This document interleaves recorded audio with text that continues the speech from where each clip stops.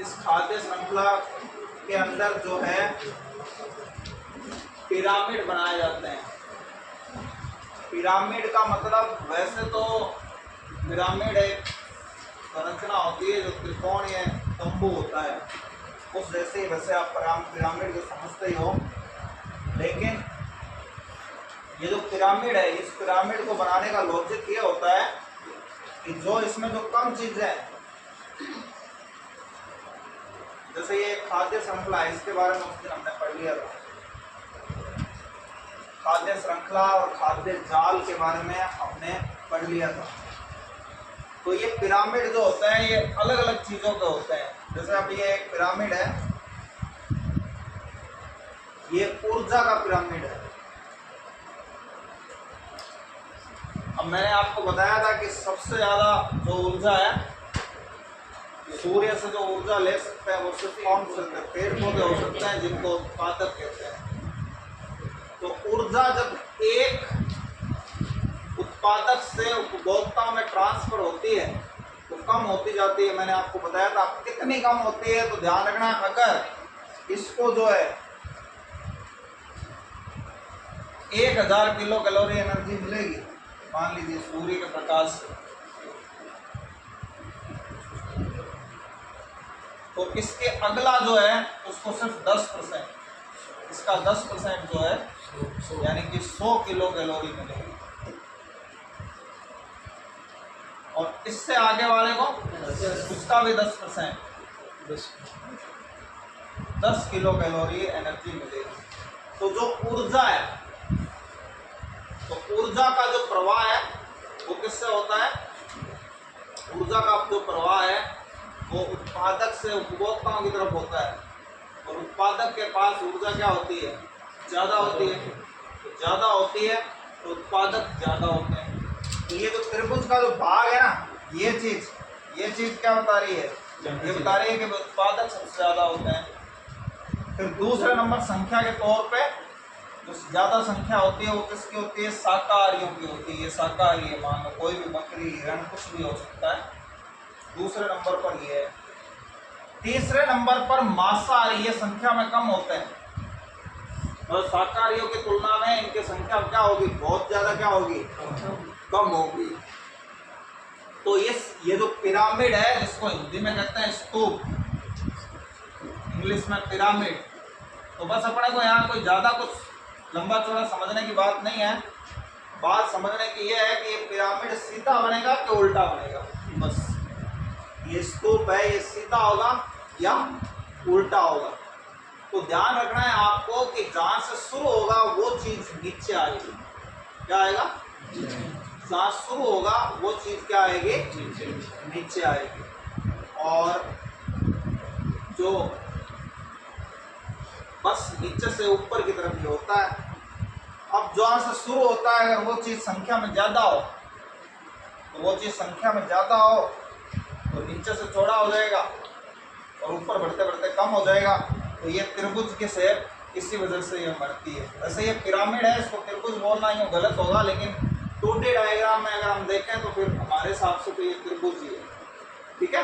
हालांकि ये होता है पिरामिड, जो कि एक 3D स्ट्रक्चर है, इसकी लंबाई चौड़ाई ऊंचाई तीनों होती है इस तरीके से।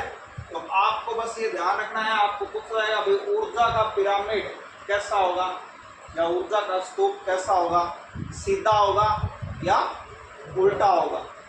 तो अब आपको बस एक सिंपल सी बात है कि आपको ये ध्यान रखना है कि किसकी संख्या ज़्यादा होती है। तो जाहिर है कि पेड़ पौधों की संख्या ही ज़्यादा होती है, क्योंकि अगर पेड़ पौधे कम हो गए तो ये शाकाहारी ज़्यादा होंगे, तो पेड़ पौधों को ये तुरंत खत्म कर देंगे। लेकिन ये जो घास वगैरह है, पेड़ पौधों से मतलब ये जो घास वगैरह ये जो खाते हैं बकरी वगैरह, इसकी संख्या क्या होती है? ज़्यादा होती है। तो ये कहलाता है। तो ऊर्जा का पिरामिड आपको पूछे, ऊर्जा स्तूप पूछे कि सीधा होगा, ये क्या होगा? सीधा होगा या उल्टा होगा? दो ही तरह के क्वेश्चन पूछ सकते हैं। तो ये क्या होगा? सीधा त्रिभुज इसमें बनेगा। उसी तरीके से तो दूसरे पिरामिड है। अब आप देखिए ये संख्या का पिरामिड। अब संख्या का जो पिरामिड है वो सीधा भी हो सकता है और क्या हो सकता है, उल्टा भी हो सकता है, दोनों ही हो सकते हैं। कैसे? तो देखिए सबसे पहले अब ये शुरू कहाँ से हो रहा है, जैसे ये शुरू हो रहा है प्रोड्यूसर से, यानी कि घास फूस है। घास फूस किसको खा रही है, सॉरी घास फूस को कौन खा रहा है, कीड़े खा रहे हैं। तो कीड़े उससे कम होंगे, किससे, घास फूस की संख्या से इनकी संख्या क्या होगी, कम होगी। मतलब आप जैसे वो घास होती है, दूब होते हैं, उस दूब के एक जो वो है उसको अगर एक मान लें, बात के समझ में नहीं है कि यहाँ पेड़ को तो कम समझें हमारे शहर के हिसाब से, तो उस हिसाब से आप समझ लें वो जो घास का एक तिनका है वो एक पेड़ है।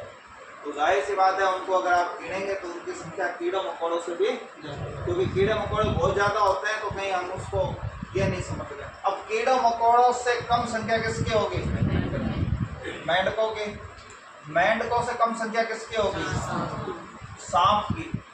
और सांप से कम संख्या किसकी होगी, मोर की। तो ये जो है ये पिरामिड इस तरह से तो सीधा भी हो सकता है। ये ध्यान रखना, ये हिंदी में लिखा हुआ दिया जाएगा आपको क्वेश्चन में, चित्र नहीं दिया जाएगा। चित्र देगा तो फिर आपको पता ही चल जाएगा सीधा या उल्टा। अब जो संख्या का जो पिरामिड है, ये जो संख्या का जो पिरामिड है, ये पिरामिड अब देखिए उल्टा भी हो सकता है। अब ये शुरू हुआ पेड़ से, ये जो पेड़ है, इन पेड़ को कौन खाते हैं, पक्षी खाते हैं। मतलब पेड़ का कोई भी फल, कोई भी हिस्सा, पेड़ से मतलब कोई लकड़ी को नहीं खाने की बात हो रही, पेड़ के फल की बात हो रही है। तो अब पेड़ों को जो फल खाते हैं, फल खाने वाले पक्षियों की बात हो रही है। तो बड़े जो वृक्ष हैं जो फल देते हैं, जो फल देने वाले वृक्ष है, घास फूस तो ज्यादा क्वांटिटी में होती है, लेकिन जो फल देने वाले वृक्ष हैं उनकी संख्या क्या होगी, कम होगी। तो कम होगी तो शुरुआत यहाँ से हुई है इस खाद्य श्रृंखला की, जो कम है। तो कम है तो ये त्रिभुज का छोटा हिस्सा ऊपर की तरफ जाएंगे तो बढ़ता जाएगा, तो ये स्टोक कैसा हो जाएगा, उल्टा हो जाएगा। अब पक्षी, जाहिर सी बात है कि एक पेड़ पर 10 चिड़िया भी तो आराम से रह सकती है, तो 10 चिड़िया भी माने तो ये उससे ज्यादा हो गए, तो पक्षी उससे ज्यादा हो गए। अब ये जो कीड़े मकोड़े हैं, ध्यान रखना, ये परजीवी श्रृंखला है ना, परजीवी। परजीवी कौन होते हैं, जो दूसरों के ऊपर डिपेंड रहते हैं, जो दूसरे जीवों पर डिपेंड रहते हैं। जैसे इनका, इन पक्षियों का भी खून चूसने वाले कुछ कीड़े होते हैं, जैसे कि ये जोंक वगैरह जो है, या जोंक जैसे ही कुछ कीड़े होते हैं, ये इन पक्षियों का भी खून चूसते हैं। खटमल, ठीक है ना, ये वाले, ये पैरासाइट होता है। तो जाहिर है इनकी संख्या क्या होती है, एक पक्षी के आप देखें कई बार 5-5, 10-10 ये चिपके हुए होते हैं कीड़े मकोड़े, मुर्गियों वगैरह के चिपके हुए हो सकते हैं। तो ये कीड़े जो है, जाहिर है इन कीड़ों की संख्या पक्षियों से भी क्या होगी, ज्यादा होगी।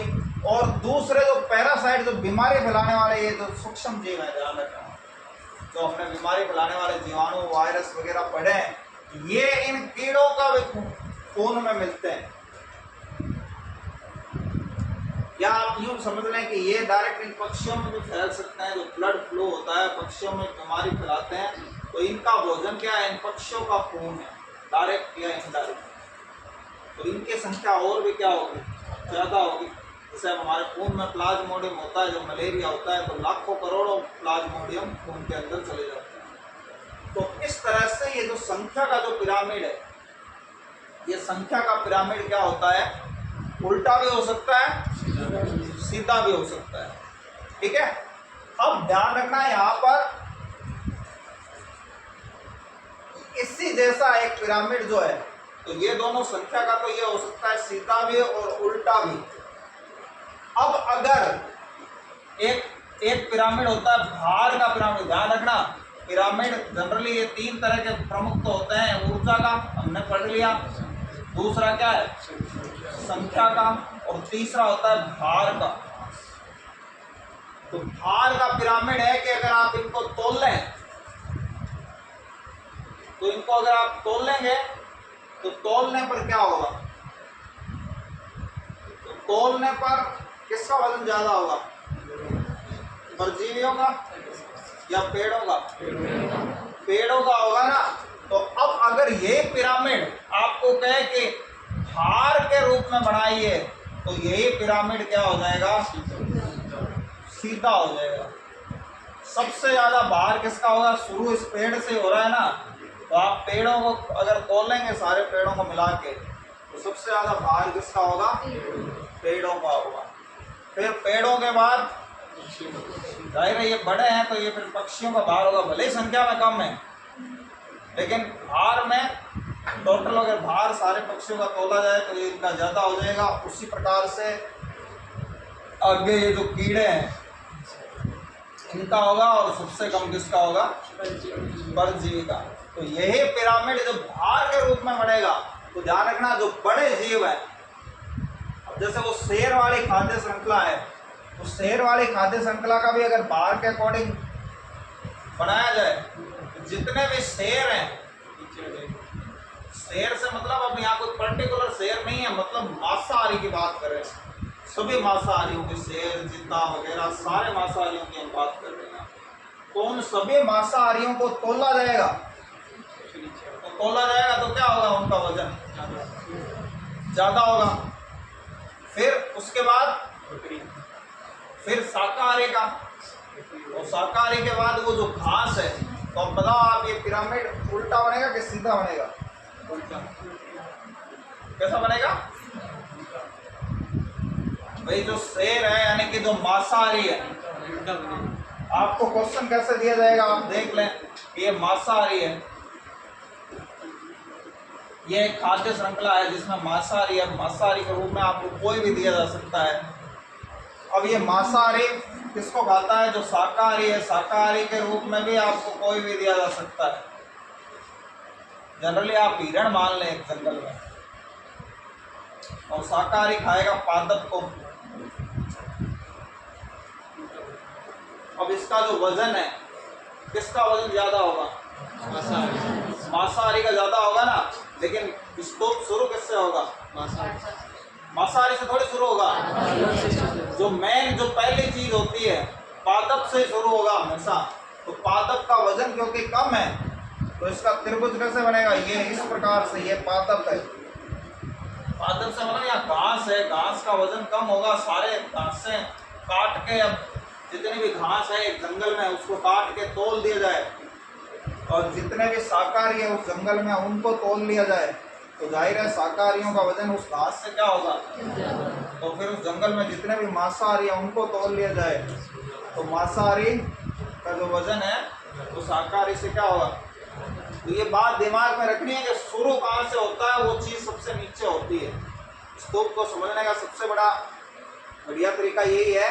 तो अब आप देखिए कि जो भार के पिरामिड है वो भी क्या हो सकते हैं, उल्टे भी हो सकते हैं, सीधे भी हो सकते हैं, ठीक है। तो आपको ये क्वेश्चन पे समझना पड़ेगा कि आपको वो किस खाद्य श्रृंखला के लिए कह रहा है कि भाई इसका खाद्य स्तूप है ये सीधा होगा, ये उल्टा होगा, ठीक है। और ये ध्यान रखना हमेशा, जनरली संख्यात्मक तौर पे बात करेंगे तो उत्पादक सबसे ज़्यादा होंगे, फिर उत्पादक के बाद प्राथमिक उपभोक्ता, उसके बाद द्वितीयक ज़्यादा होंगे, द्वितीयक के बाद तृतीयक ज़्यादा होंगे, और अगर मान लो कोई ऐसे चयन है जिसमें चतुर्थ हो तो वो भी ज़्यादा हो। वो जो है संख्या आगे बढ़ने के साथ साथ घटती जाती है। और वजन का फिर हमें थोड़ा दिमाग लगाना पड़ेगा, यहाँ कोई रूल नहीं है, इस रूल के अकॉर्डिंग हमें ये देखना पड़ेगा, ठीक है। अब इसके बाद में इस पारिस्थितिकी में अब देखिए कोई भी चीज़ जो है, तो कोई भी चीज़ जो है कि वातावरण में कार्बन डाइऑक्साइड भी है, ऑक्सीजन भी है। आपको मैंने बता दिया था कि भाई कार्बन डाइऑक्साइड भी जरूरी है। अभी अलग अलग तरह के पिरामिड दिए हुए हैं, तो जो समझने वाला है वो समझ जाएगा। जैसे ये मछलियों का पिरामिड है, ये संख्या का पिरामिड है, तो सबसे ज़्यादा पेड़ पौधे, फिर छोटी मछलियाँ, फिर बड़ी मछलियाँ, फिर सबसे बड़ी मछली ऊपर व्हेल मछली। अब ऐसे क्वेश्चन हजारों बन सकते हैं। अब आपको बस ये ध्यान रखना होगा कि वो पूछ क्या रहा है, आपको जो भी खाद्य श्रृंखला दी जाए आप उसके अकॉर्डिंग इसके आंसर दे देना। बस 2 लाइन में समझने की बात है ये।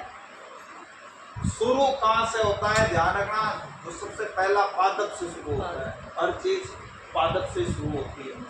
अब वो पिरामिड किसका बनाने को कह रहा है, संख्या का कह रहा है, भार का कह रहा है, ऊर्जा का कह रहा है, उसके हिसाब से सीधा या उल्टा होगा। बस दो बातें हैं, और वो कुछ ऐसे हो सकते हैं जो सीधे भी हो सकते हैं और उल्टे भी हो सकते हैं, ठीक है। अब देखिए प्रकृति में कुछ गैसें, कुछ तत्वों के चक्कर चलते हैं। जैसे सबसे पहले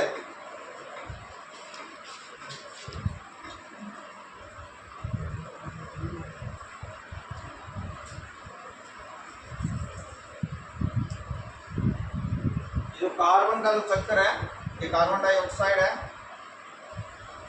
अब देखिए, अब जब तक किसी चीज में इंसान छेड़छाड़ नहीं करे, कि हम पढ़ते हैं कि हवा में नाइट्रोजन 78% है, ऑक्सीजन 20% है, तो ये कार्बन डाइऑक्साइड पहले 0.03, हालांकि अब ये आंकड़े बदल गए हैं, पहले 0.03 ही थी कार्बन डाइऑक्साइड, लेकिन हम लोग जो ये प्रदूषण फैलाते हैं, इस प्रदूषण के कारण अब 0.03 से 0.04 हो गई है कार्बन डाइऑक्साइड। तो अब वायुमंडल में ये मात्राएं हैं इसकी कार्बन डाइऑक्साइड की, ये फिक्स क्यों रहती है, हालांकि हमने बिगाड़ दिया ये चक्कर, लेकिन मान लो अगर अब मनुष्य प्रकृति से छेड़छाड़ नहीं करता, उस केस में क्या होता, तो उस केस में ये चक्कर बिगड़ता नहीं है, तो ये मेंटेन फिर कैसे रहता है अपने आप। तो ये अपने आप मेंटेन कैसे रहता है, तो सबसे पहले ये अपने आप मेंटेन किस प्रकार से रहता है कि सबसे पहले जो सूरज है, सनलाइट है, सूर्य के प्रकाश में ये जो हरे पेड़ पौधे हैं, ये क्या करते हैं, ये फोटोसिंथेसिस करते हैं।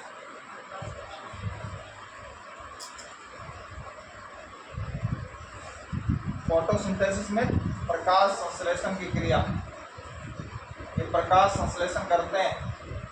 तो प्रकाश संश्लेषण किया इन्होंने, और कार्बन डाइऑक्साइड जो है उसको किसमें बदल दिया, ऑक्सीजन में बदल दिया।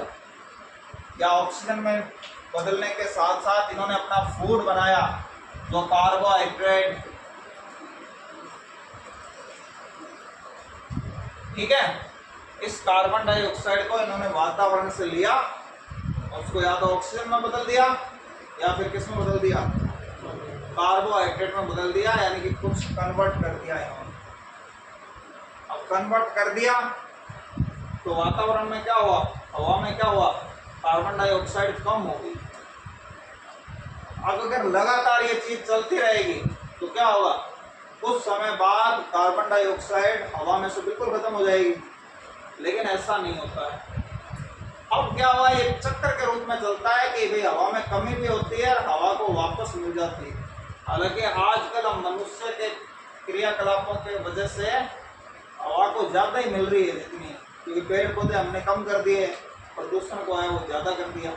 तो अब देखिए वो कैसे मिलती है कि ये पेड़ पौधा है, इसको किसी जंतु ने खा लिया, या फिर ये इसके पत्ते वत्ते गिर गए, डालियाँ वगैरह गिर गई, तो डालियाँ वगैरह गिर गई तो ये डालियाँ वगैरह खाद के रूप में गिर गई, ठीक है ना। तो ये अब ये बता रहा है कि कई बार ऐसा होता है कि पुराने ज़माने में भूकंप आते हैं जिसमें ज़मीन उथल पुथल हो जाती, जिसमें कई पेड़ पौधे जीव जंतु ज़मीन के नीचे दब गए, दबने के बाद वो फॉसिल में बदल गए। फॉसिल से कोई कहते हैं हिंदी में जीवाश्म, ये जितने भी पेट्रोलियम वगैरह हैं ये क्या है, जीवाश्म ईंधन है। तो ये जीवाश्म में बदल गए, तो ये पेड़ पौधों के से जो जीवाश्म में बदले या जीवों ने इनको खा लिया, तो वो कार्बन डाइऑक्साइड का रूप था। ये जीव भी मान लीजिए कि क्या हो गए, जीवाश्म में बदल गए। अब आप इन जीवाश्म को जलाओगे फैक्ट्री में ले जाके, या घरों में हम ये एलपीजी जलाते हैं, तो इससे क्या होता है, ये CO2 वापस बन के और कहाँ चली जाती है, किसी भी चीज़ को, कार्बन के किसी भी यौगिक को जलाते हैं, मैंने बता दिया था कि CO2 और जल बनता है। तो इन फॉसिल को आप जलाएंगे, तो फॉसिल को जलाएंगे तो क्या होगा, ये कहाँ चली जाएगी, ये वातावरण में चली जाएगी। एक तरीका। दूसरा तरीका ये है कि ये जो इसने ऑक्सीजन छोड़ी, ये ऑक्सीजन इन जीवों ने ग्रहण की, और जीवों ने ग्रहण की और वापस क्या हुआ, CO2 निकाल दी। ठीक है। अच्छा, एक बात और ध्यान रखना कि प्रकाश संश्लेषण में तो पेड़ पौधे क्या करते हैं, CO2 लेते हैं और ऑक्सीजन छोड़ते हैं, लेकिन पेड़ पौधे भी शोषण करते हैं।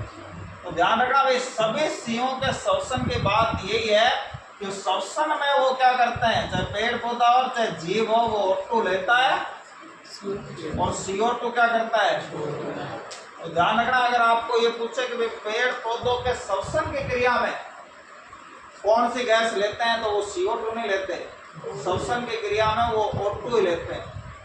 और पौधे जो हैं वो अपनी शोषण क्रिया रात में करते हैं। इस वजह से ये कहा जाता है कि रात को पेड़ों के नीचे नहीं सोना चाहिए। तो वो कोई पेड़ों के नीचे नहीं सोने का जो रीजन है वो कोई भूत वगैरह इस हिसाब से नहीं है, मतलब लॉजिकली बात ये है कि क्योंकि रात को पेड़ पौधे भी CO2 छोड़ते हैं, और CO2 छोड़ते हैं तो पेड़ पौधे के नीचे उसके आसपास CO2 की कंसंट्रेशन ज़्यादा हो जाती है। तो ज़्यादा हो जाने के कारण अगर मान लो किसी वजह से ऑक्सीजन कम हो गई, तो हालांकि ये ऐसा कोई जनरली होता नहीं है क्योंकि CO2 जहरीली गैस नहीं है, इस वजह से तो मृत्यु तो बहुत रेयर केस में होती है, लेकिन यह हो सकता है कि उसको श्वसन क्रिया में उसके प्रॉब्लम शुरू हो जाए, सांस लेने में उसको दिक्कत महसूस हो। ऑक्सीजन की कमी से भी हमारे बहुत सारी बीमारियां हो जाती है, तो उसको ऑक्सीजन की कमी महसूस हो। तो ये देखिए, ये वातावरण में कार्बन डाइऑक्साइड के कम होने का तरीका पहला हमने पढ़ लिया, वो क्या है, ये प्रकाश संश्लेषण। इसके अलावा अब ये जो CO2 है, थोड़ा बहुत क्या होता है कि CO2 की कंसंट्रेशन ज़्यादा है, तो ये जो बादल है, ये बादल पानी में बरसते हैं, तो कभी कभी ये पानी के साथ CO2 क्रिया कर लेती है, और ये हम पढ़ चुके हैं कि ये एसिड बना लेती है, कार्बोनिक अम्ल। और ये जो है कार्बोनिक अम्ल भी क्या होता है, जमीन पे CO2 आ जाता है, थोड़ी बहुत CO2, लेकिन ये कभी कभार होने वाली काम है, वो बरसात हमेशा नहीं होती। और बरसात, दूसरी बात है कि CO2 की बहुत घनी कंसंट्रेशन हो तब ऐसा होता है। तो इस कंडीशन में भी CO2, तो CO2 के जमीन पे आने का मोस्टली तो ये एक ही तरीका है, यानी कि CO2 के जमीन पे आने का मतलब है वायुमंडल में से कम होने का। मोस्टली तो ये एक ही तरीका है, लेकिन जनरली क्या हो सकता है, दूसरा तरीका आप इसको भी मान लें। और CO2 वापस वातावरण में जाने के हमने अभी 50 तरीके बना दिए, वो आप लोग पता है कि कैसे CO2 जो है वातावरण में जाने, वातावरण में जाने की वजह से।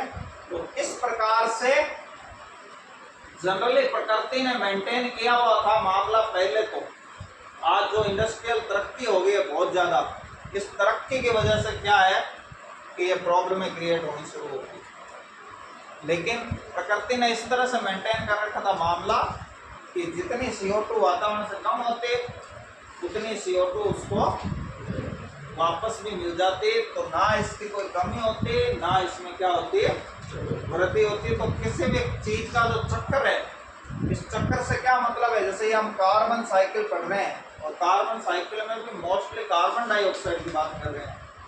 ये जो कार्बन डाइऑक्साइड है, इसका चक्कर से क्या मतलब है कि इसकी मात्रा मेंटेन होना, यानी खर्च हो रही है फिर भी इसमें क्या नहीं हो रही, कमी नहीं हो रही। ठीक है। इसी तरीके से दूसरे भी चक्कर होते हैं।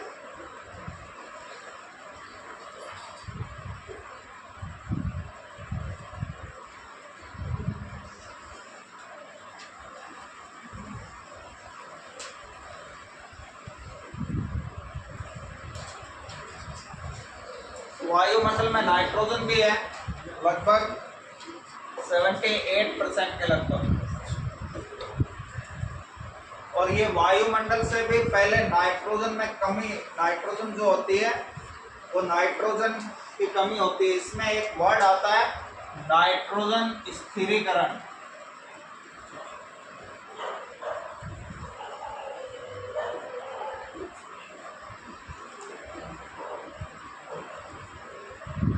तो जो वायुमंडल में जो नाइट्रोजन होती है, इस नाइट्रोजन स्थिरीकरण का क्या मतलब होता है, नाइट्रोजन का अपने यौगिकों में बदलना।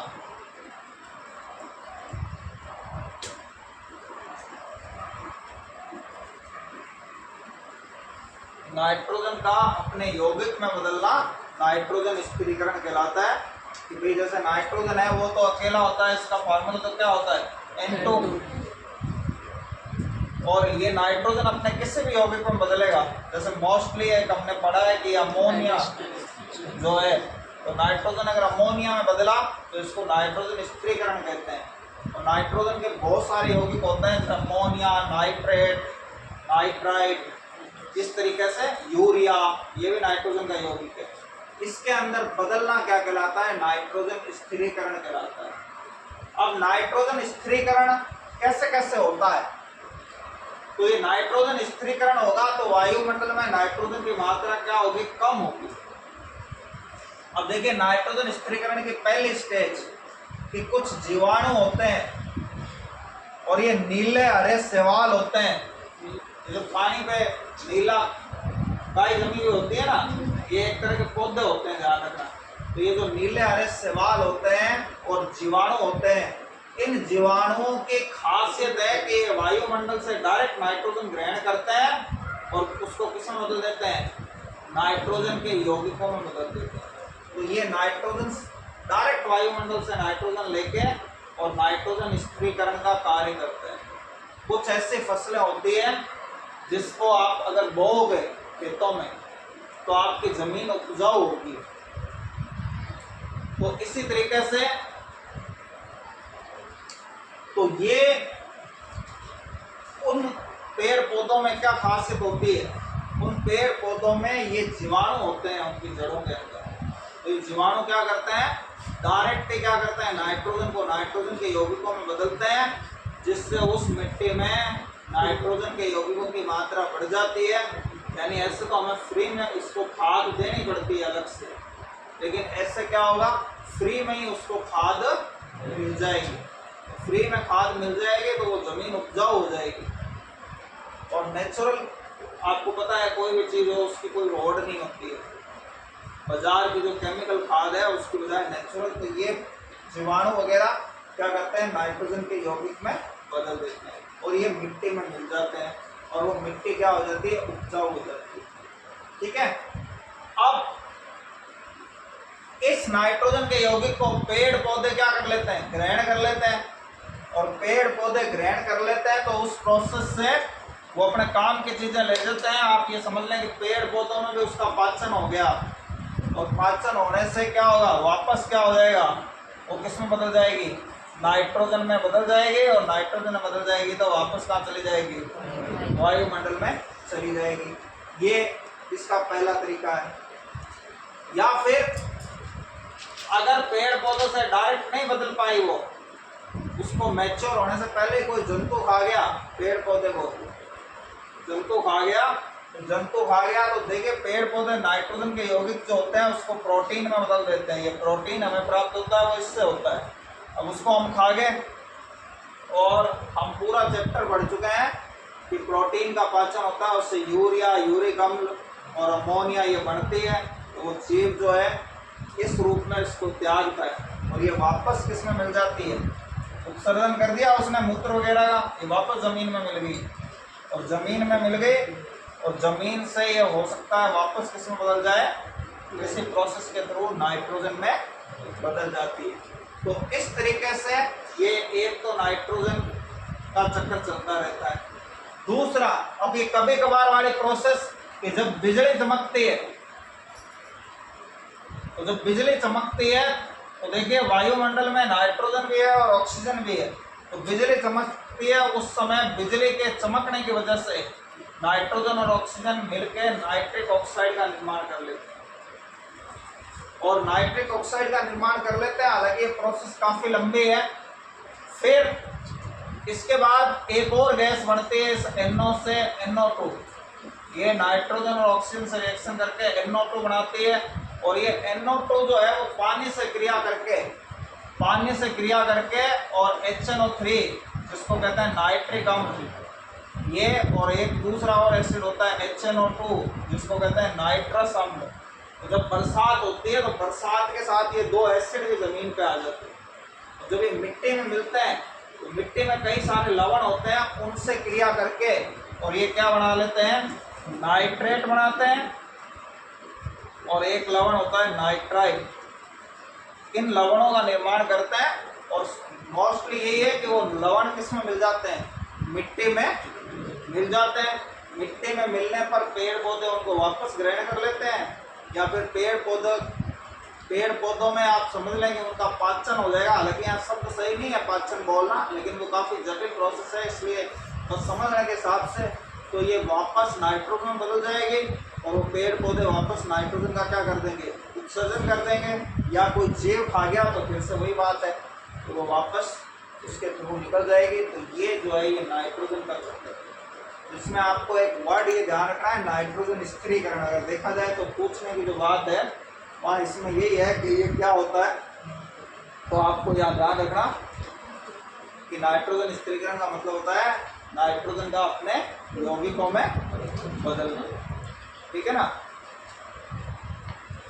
और जो दाल होती है ना, दालों के जो पौधे होते हैं उनकी जो जड़ें होती है उसमें इस तरह के जीवाणु पाए जाते हैं जो क्या करते हैं, वायुमंडल के नाइट्रोजन को सीधा ही किस में बदल देते हैं, नाइट्रोजन के यौगिकों में बदल देते हैं। तो दाल वगैरह उगाने से जमीन उपजाऊ होती है। इसी वजह से जो किसान है वो फसलें बदल बदल के बोता है, फसल को चेंज कर करके वो बोएगा, जिससे क्या होता है कि जमीन जल्दी से बंजर नहीं होती। अगर आप एक ही फसल को बार बार बोते जाएंगे उसके अंदर, तो कुछ समय बाद जो जमीन है उसके बंजर होने की संभावना रहती है। अब आगे नाइट्रोजन के बाद एक होता है फास्फोरस चक्र।